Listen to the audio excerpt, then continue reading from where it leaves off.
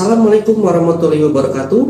Perkenalkan, nama saya Handaru Ingrian Casmito Adi. Saya salah satu dosen pendidikan ekonomi Universitas PGRI Ronggolawe. Pada kesempatan kali ini, saya akan mendeskripsikan terkait perkuliahan mata kuliah bank dan lembaga keuangan lainnya, di mana pada mata kuliah ini memiliki bobot sebesar 2 SKS dengan total pertemuan sebanyak 16 kali pertemuan, di mana 14 kali pertemuan merupakan tatap muka atau pembelajaran, sedangkan satu pertemuan adalah ujian tengah semester, dan berikutnya satu pertemuannya adalah ujian akhir semester. Capaian pada pembelajaran mata kuliah bank dan lembaga keuangan lainnya diharapkan mahasiswa dapat menjelaskan dan mendeskripsikan terkait lembaga keuangan bank maupun lembaga keuangan non-bank yang ada di Indonesia. Adapun materi perkuliahan pada bank dan lembaga keuangan lainnya terdiri dari yang pertama adalah konsep dasar bank dan lembaga keuangan. Yang kedua adalah sistem keuangan dan lembaga keuangan di Indonesia. Yang ketiga, perkembangan perbankan di Indonesia. Yang keempat, otoritas moneter. Yang kelima, kesehatan dan kerahasiaan bank. Yang keenam, mengidentifikasi mengenai jenis bank. Yang ketujuh, mengidentifikasi mengenai aktivitas bank. Yang kedelapan, bank berdasarkan prinsip syariah. Yang kesembilan, leasing atau sewa guna usaha. Yang kesepuluh, modal ventura atau anjak piutang. Yang kesebelas, terkait pergadaian. Kedua belas, terkait dana pensiun. Ketiga belas, terkait asuransi. Serta yang ke-14 adalah Otoritas Jasa Keuangan atau OJK. Untuk penyampaian materi perkuliahan ini, saya menyampaikan materi secara langsung dengan ceramah, diskusi, atau menggunakan media PowerPoint serta video pembelajaran. Untuk membangun interaksi terhadap siswa, saya menggunakan tanya jawab yang mana akan membuat siswa akan lebih aktif di dalam ruang perkuliahan ini. Berikut adalah contoh cuplikan perkuliahan bank dan lembaga keuangan lainnya. Ya, Assalamualaikum warahmatullahi wabarakatuh. Waalaikumsalam warahmatullahi wabarakatuh. Selamat pagi semua. Pagi. Gimana kabarnya? Baik. Baik ya, sehat semua ya. Oke. Oke, untuk pertemuan terakhir kita hari ini, kita akan membahas mengenai lembaga keuangan yang pokoknya terkait dengan Otoritas Jasa Keuangan atau OJK. Sebelum masuk ke dalam materi, saya akan memberikan pretest bagaimana pemahaman kalian tentang Otoritas Jasa Keuangan. Apakah kalian sudah paham atau belum? Jadi nanti saya akan memberikan soal, di mana ini soalnya pilihan ganda. Jadi sekalian bisa mengerjakan kurang lebih ya mungkin 2-3 menit lah selesai ya. Tapi mengerjakan dengan masing-masing, nggak usah bekerja sama, karena saya ingin mengukur kemampuan kalian individu ya, bukan kemampuan kelompok. Nanti kelompoknya ada sendiri, kita akan bahas di pertengahan materi nantinya. Oke. Ini tolong dibagikan, Mbak.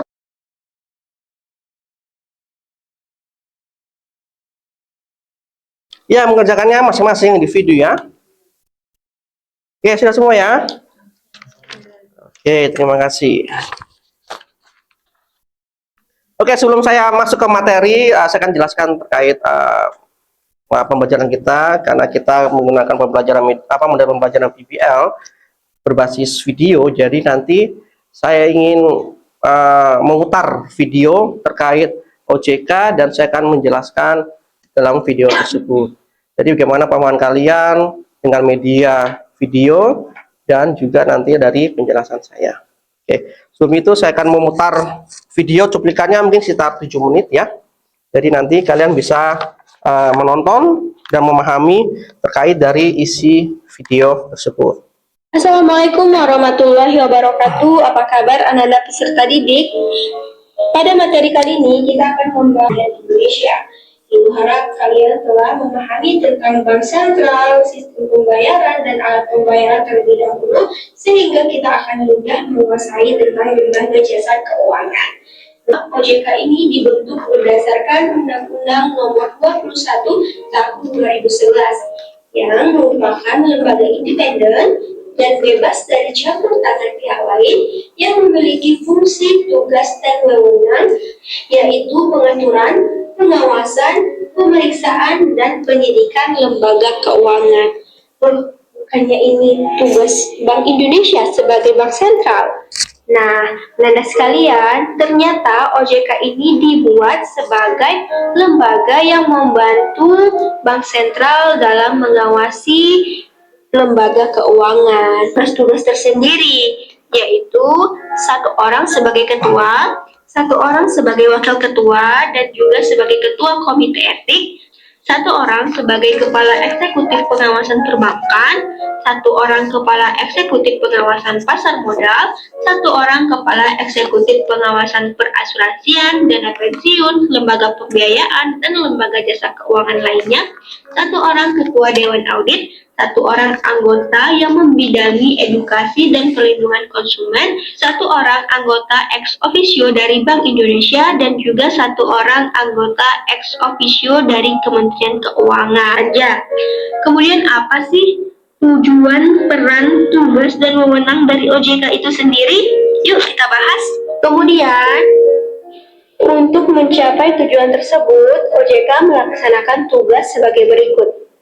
Ada beberapa wewenang OJK, diantaranya kita tahu bahwa jasa keuangan berhubungan erat dengan uang dan sering sekali membuat orang tergoda untuk menyelewengkannya. Bahkan pemerintahan kita, Bapak Presiden menambah gaji untuk bagian pembendaharaan dan keuangan sehingga meminimalisir adanya korupsi. Semoga dengan adanya OJK ini, kegiatan pengawasan perbankan dapat berjalan dengan optimal dan terciptanya profesionalisme di lingkungan pemerintahan. Jadi itu ya anak-anak sekalian materi kita terkait OJK. Terima kasih sudah mendengarkan dan menyimak video. Kira-kira sudah paham apa sih OJK tersebut? Sudah paham ya? Oke, mungkin saya akan menjelaskan terkait materi mengenai OJK ya. Oke, OJK adalah otoritas jasa keuangan, di mana lembaga yang independen dan bebas dari campur tangan pihak lain yang mempunyai fungsi, tugas, dan wewenang pengaturan, pengawasan, pemeriksaan, dan penyidikan, sebagaimana dimaksud dalam undang-undang ini. Jadi OJK dibentuk dari tahun berapa kira-kira tadi? 2011 ya. Jadi lembaga yang independen tanpa campur tangan pihak lain. Jadi dia adalah lembaga yang berdiri sendiri tanpa ada intervensi dari lembaga lainnya. Tugasnya apa sih OJK tersebut? Ya. Mengatur, mengawas pemeriksaan dan penyidikan. Pengaturan, siapa sih yang diatur?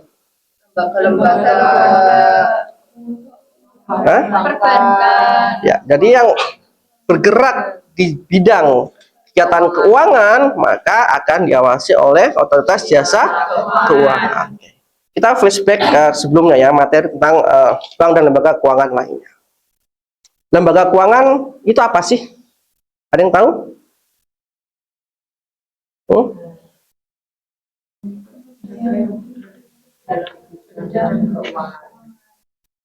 Jadi lembaga yang bergerak, kegiatannya bergerak di bidang keuangan. Dalam apa? Dalam hal menghimpun dana dan menyalurkan dana. Gunanya untuk apa? Ya, kegiatan atau untuk investasi dalam pembangunan lembaga keuangan. Oke, sekarang lembaga keuangan itu dibagi menjadi berapa jenis? 2. Oke, apa itu? Lembaga keuangan apa? Ya, jadi lembaga keuangan Ya, lembaga keuangan depository dan keuangan non-bank atau non-depository. Lembaga keuangan depository itu adalah lembaga apa?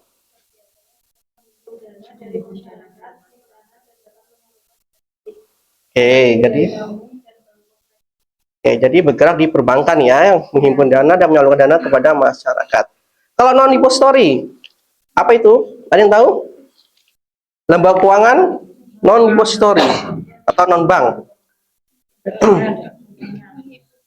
Ya, jadi lembaga keuangan yang tidak menghimpun dana kegiatannya, tapi apa? Menyalurkan dalam bentuk biasanya apa? Ya, pembiayaan. Ada yang tahu apa itu lembaga keuangan non-depository? Ya, ada lembaga pembiayaan, terus pegadaian, asuransi, terus dana ventura, terus dana pensiun, dan lain-lainnya ya. Baik, kita sudah kelas balik ya terkait lembaga keuangan. Sekarang kita masuk dalam otoritas jasa keuangan. Jadi, lembaga independen tanpa campur tangan dari pihak lain, di mana mempunyai fungsi dan tugas adalah mengatur, pengawasan, pemeriksaan, dan penyidikan. Jadi yang diatur adalah lembaga keuangan. Jadi semua lembaga keuangan itu akan diatur oleh otoritas jasa keuangan. Yang sebelumnya apa? Diawasi oleh Bank Indonesia. Sekarang beralih tugas jadi otoritas jasa keuangan yang mengatur, mengawasi, dan memeriksa serta dalam kasus penyidikan sebagaimana masuk dalam undang-undang ini. Itulah dimaksud dengan otoritas jasa keuangan. Fungsinya adalah untuk pengawasan, pengaturan, dan juga apa tadi?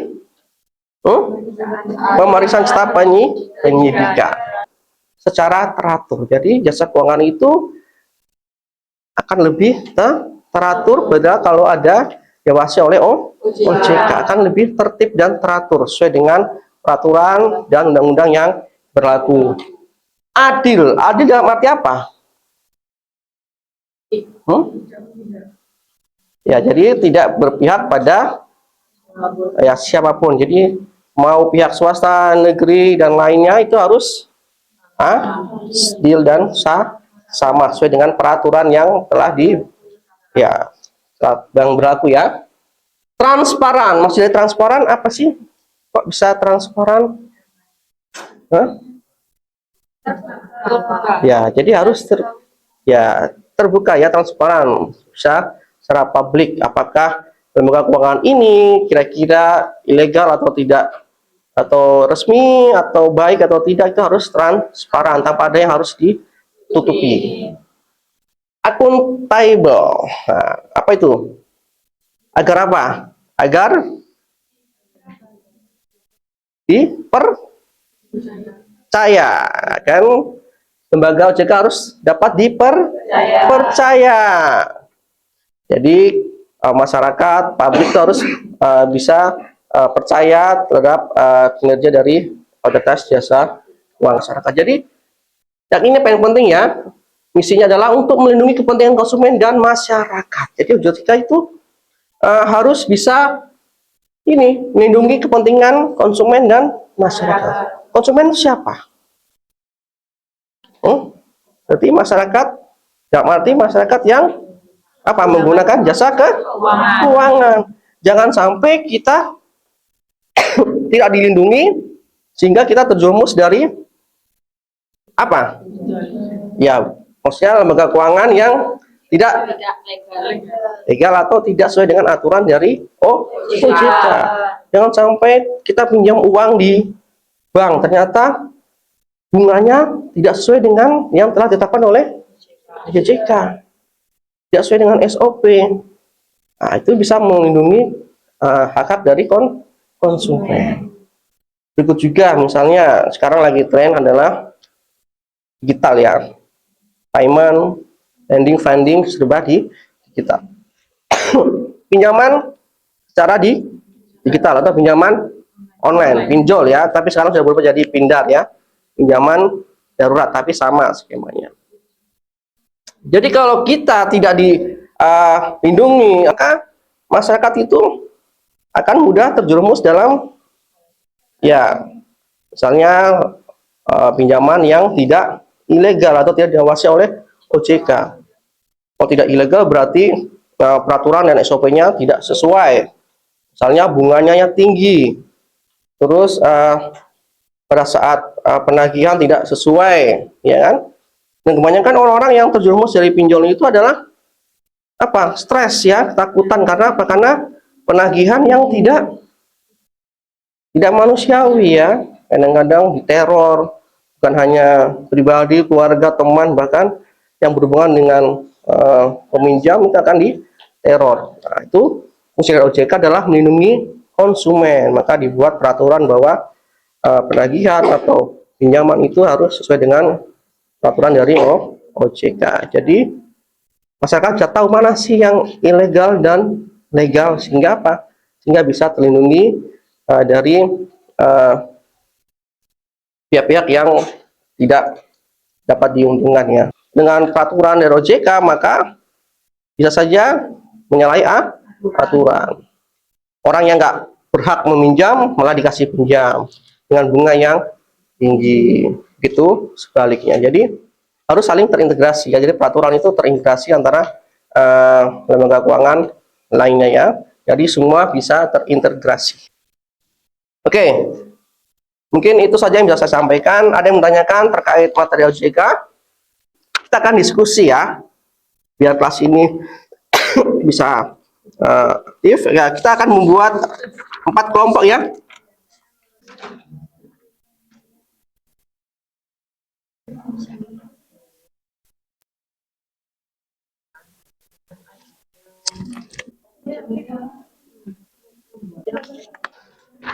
Oke, kelompok 1 apa?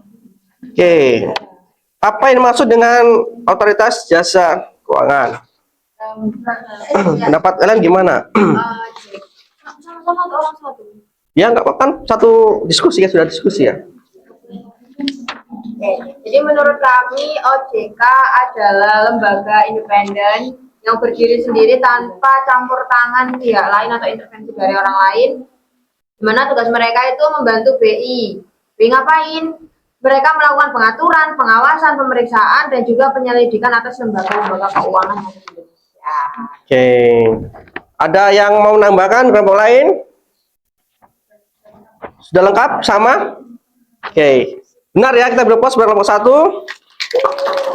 Oke, jadi lembaga yang berdiri secara independen tanpa campur tangan pihak lain. Gunanya untuk apa? Tugasnya? Melakukan pengaturan, pengawasan, pemeriksaan, dan penyelidikan lembaga keuangan. Oke. Yang berikut adalah apa fungsi dari OJK? Kelompok mana yang mau jawab? Kelompok 2 apa?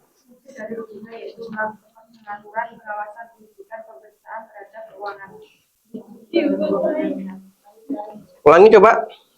Fungsi utama dari OJK yaitu melakukan pengaturan, pengawasan, penyelidikan, pemeriksaan terhadap lembaga keuangan yang dimasukkan dalam undang-undang. Oke. Ada yang mau menambahkan? Kelompok 3, 4?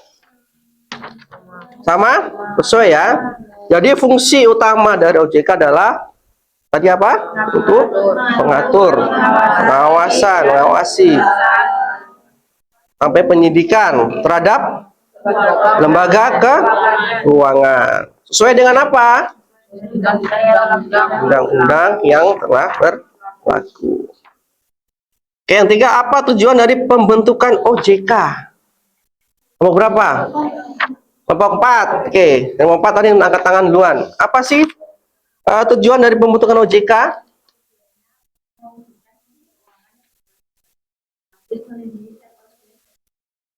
Oke, benar atau yang menambahkan? Oke, apa? Kelompok 2. Kelompok 3. Keuangan yang transparan, teratur, adil, dan akuntabel. Keuangan untuk stabil dan melindungi kepentingan konsumen. Oke, dan masyarakat. Benar, ya. Kita beraplos semuanya. Oke, sekarang kembali ke tempat masing-masing ya.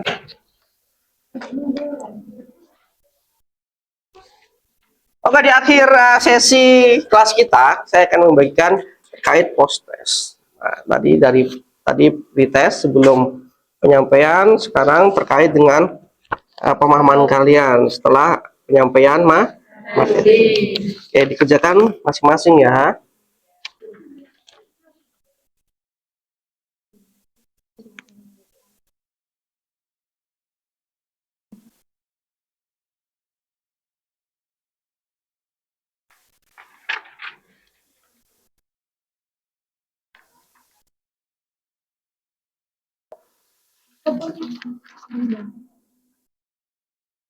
Oke, dikumpulkan.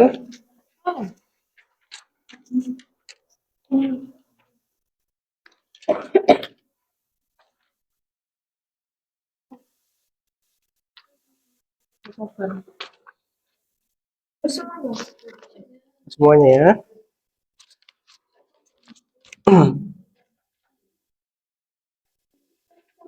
Boleh dikumpulkan.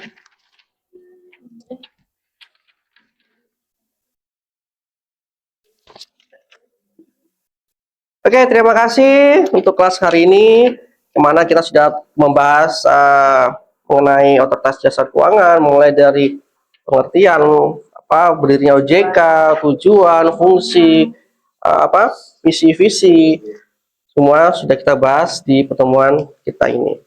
Oke, untuk itu saya ucapkan terima kasih terhadap kelas hari ini. Kita akan berjumpa di semester berikutnya, karena ini pertemuan terakhir kita ya. Oke, untuk itu saya akhiri. Wassalamualaikum warahmatullahi wabarakatuh. Waalaikumsalam warahmatullahi wabarakatuh. Selamat siang semuanya. Selamat.